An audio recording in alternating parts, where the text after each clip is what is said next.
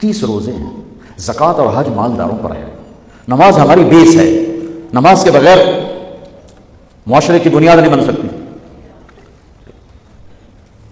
کسی حال میں بھی نماز معاف نہیں ہو سکتی۔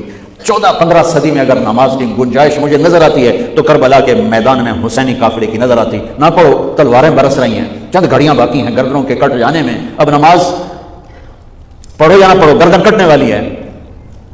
اس کے باوجود امام عالی مقام نے زہیر آپ کے رائٹ سائڈ پر جھنڈے بردار ان کو اشارہ کیا کہ یہ شمر سے کہو نماز پڑھنے، تو انہوں نے آگے بڑھ کے کہا نماز پڑھنے دو، تھوڑی دیر کے لیے رک جاؤ۔ وہ کہنے لگا ہماری تلوار نہیں رکے گی۔ انہوں نے آ کر کہا یہ جواب ہے۔ امام عالی مقام نے فرمایا پھر نماز بھی نہیں چھوٹے گی۔ جی میٹنگ تھی، نماز یاد نہیں رہی، میٹنگ بڑی لمبی ہو گئی، نماز چھوٹ گئی، سارے دروازے بند کر دیے۔ حالانکہ اللہ کی قسم اگر یہ قافلہ نماز نہ بھی پڑھتا تو ان کے لیے جنت کے دروازے کھل چکے تھے، چونکہ جنگ سے پہلے آنکھ لگی، آنکھ کھلی تو مسکرائے۔ تو بہن نے پوچھا یہ کوئی ہنسنے کا وقت ہے؟ موت سر پہ کھڑی، کہنے لگے یہی تو ہنسنے کا وقت ہے، خواب میں اللہ کے نبی آئے ہیں، کہہ رہے ہیں بیٹا میں لینے کے لیے آ چکا ہوں۔ پھر نماز نہیں چھوڑی۔ تو پی آئی اے والا کہہ سکتا ہے کہ جو میں جہاز اڑا رہا تھا نماز چھوڑ گئی؟ ارے بھائی پوچھو نماز سفر میں کیسے پڑھنی ہے، آسانی کر دی، چھوٹی کر دی، معافی نہیں ہے۔ اگر معافی ہوتی تو اس حسینی قافلے کو ہوتی۔ آدھے نماز پڑھو آدھے جنگ کرو۔ اب تو 1440 ہجری ہو چکی ہے، 1440 سال میں سب سے خوبصورت نماز جو پڑھی گئی کربلا کے میدان میں پڑھی گئی، سب سے خوبصورت سجدہ جو کیا گیا کربلا کے میدان میں کیا گیا۔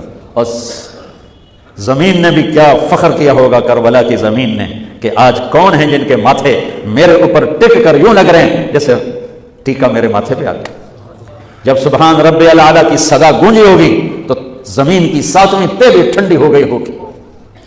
تو میرے نبی کا نواسا ہمارے لیے دروازے بند کر کے جا رہا ہے، کسی حال میں نہیں چھوڑ سکتے نماز، سوائے اس کے کہ بے ہوش ہو جاؤ، چلو ٹھیک ہے، اس کے علاوہ نہیں چھوڑ سکتے۔ لیٹے لیٹے پڑھو، نہیں اٹھ سکتے لیٹے پڑھو، آنکھوں کے اشارے سے پڑھو، چھوڑ نہیں سکتے ہو۔ آدھوں نے نماز پڑھی، آدھوں نے جنگ کی، پھر آدھوں نے نماز پڑھی اور سب نے جنگ کی، اور عصر میں سب نیزے پہ چڑھ چکے تھے۔ عاشق کا جنازہ ہے، ذرا دھوم سے نکلے، محبوب کی گلیوں سے ذرا گھوم کے نکلے۔ ہمارے دفتروں میں، بازاروں میں، گھروں میں نماز زندہ ہو جائے۔ روزہ تو سال کے بعد آئے گا، بیمار ہے تو چھٹی، مسافر ہے تو چھٹی بعد میں رکھ لینا۔ زکوٰۃ پیسے والے پر ہے، حج پیسے والے پر ہے، ایک نماز ایسا فریضہ ہے جس کے لیے میرے رب نے 700 دفعہ قرآن کو ہلا دیا ہے۔ نماز نماز، کبھی لفظ صلاۃ کے ساتھ، کبھی اور الفاظ کے ساتھ۔ 700 ایک آرڈر آ جائے ملک صاحب کا تو آپ ہل جاؤ گے، آرڈر آ گیا، آرڈر آ گیا۔ میرا رب 700 دفعہ کہے اور تمہاری مسجد خالی ہو کہ ہمیں اپنے اللہ اور اس کے رسول کی عظمت اور ہیبت کا پتہ نہیں ہے۔ نماز کے بعد زندگی اگر ساری نماز بنانا چاہتے ہیں، نمازیں کتنی ہیں بھائی بولو؟ 6 ہو سکتی ہیں؟ 7 ہو سکتی ہیں؟ نہیں ہو سکتی۔ اگر ساری زندگی نماز بنانا چاہتے ہو کہ میری پوری زندگی نماز بن جائے، چاہے میں آفس میں ہوں، چاہے میں جوڑیا بازار میں ہوں، چاہے میں جہاز اڑا رہا ہوں، چاہے کھوتا ریڑی، ایک حدیث سناتا ہوں، صرف ایک حدیث، اس ایک حدیث پہ عمل ہو جائے تو ساری زندگی عبادت بن جائے گی، ساری زندگی بندگی بن جائے گی۔ میرے نبی نے فرمایا اربع اذا کانت فیک، کہ میری امت 4 باتیں لے لو۔ میں قربان جاؤں، میرے نبی بڑے بڑے وظیفے نہیں بتاتے تھے، اپنی امت کو مشقت میں ڈالنے سے بچتے تھے، چھوٹے چھوٹے وظیفے بتاتے۔ ایک صحابی ہے، یا رسول اللہ تنگی ہے رزق کی، کوئی وظیفہ بتائیں۔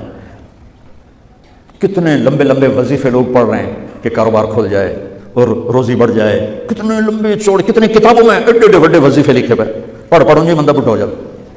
میں قربان جاؤں یا رسول اللہ آپ کی شفقتوں پر، آپ کی رحمتوں پر، سنو یہ کرو، میری بات نہیں ہے، میرے نبی کی بات، تجربے کی وجہ سے کرو گے تو کچھ نہیں ملے گا، یقین سے کرو گے تو دروازے کھلتے دیکھو۔ کہ یا رسول اللہ اريد ان يوسع لي رزقي، میں چاہتا ہوں میری روزی کھل جائے۔ تو آپ نے کہا ادم علی الطہارہ يوسع عليك رزقك، تو باوضو رہا کر تیرا رزق کھل جائے۔ کوئی زور لگتا ہے وضو؟ تمہارے یہاں تو سردی ہوتی کوئی نہیں کہ بھائی ٹھنڈا پانی ہے کیسے وضو، یہ تو ہمارے لیے مسئلہ ہے کہ بھائی ٹھنڈا پانی ہے کیسے وضو کرو۔ وہ ہمارے گاؤں کا مراسی مجھے مل گیا، میں نے کہا چل نماز پڑھے، نہیں جی میاں جی سردی بڑی نہ لے جاؤں، سردی بڑی، مراسیوں کو سردی زیادہ لگتی ہے۔ میں کہا نہیں آج تو نماز پڑھا کے چڑھنا ہے۔ میں اس کو لے کے جب وہ ٹوٹی پہ بیٹھا نا، جو ہی ہاتھ پہ پانی، وہ حال ہے ٹھنڈا پانی، وہ حال ہے ٹھنڈا پانی، تو ہمارے لیے تو یہ مسئلہ بھی نہیں کہ ٹھنڈا پانی۔ میرے نبی کی یہ سارا مجمع لے لو، یہ اوپر مستورات لے لیں، ادم علی الطہارہ یوسع علیک رزقک، میرے نبی نے فرمایا باوضو رہنا شروع کر دے، اللہ تیرا رزق کھول دے گا۔ اب یہ اللہ رسول کی آپس کی بات ہے تو میری بات ہوتی تو دیوار پہ مار دو، تجربہ کرو۔ نبی کی بات کو تجربہ کر کے نہیں کرتے، یقین کے ساتھ کرتے ہیں۔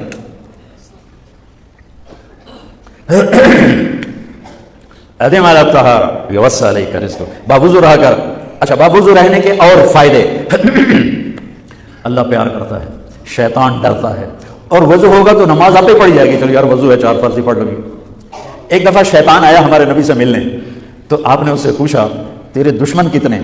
کہنے لگا 15۔ آپ نے فرمایا کون کون ہے؟